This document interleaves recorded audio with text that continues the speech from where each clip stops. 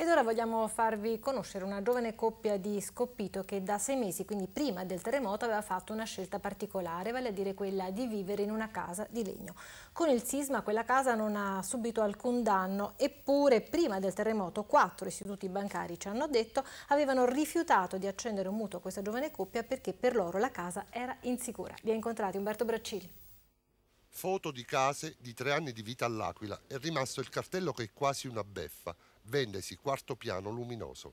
Noi raccontiamo un'altra storia, la tranquilla storia di una giovane coppia. Gli amici li prendevano in giro, l'amico ingegnere sconsigliava la scelta, il fratello geometra si dissociava dalla decisione. Una casa tutta in legno, su una solida base in cemento armato. Cristiano, tu abiti qui da quanto tempo? Noi abitiamo qui da agosto. Dopo il nostro matrimonio siamo venuti a vivere qui. Tu decidi di farti una casa in legno, decidete insieme di fare una casa in legno e giri 4 banche e che ti dicono?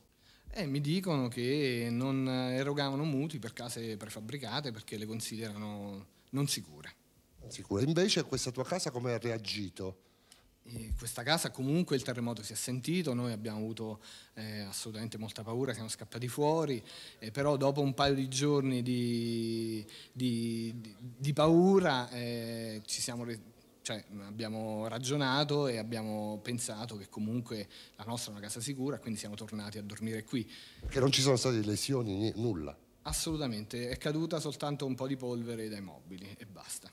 Vogliamo dire che dal giorno purtroppo del terremoto tanta gente chiama per venire a vedere questo tipo di casa? Sì, diciamo che non siete i primi.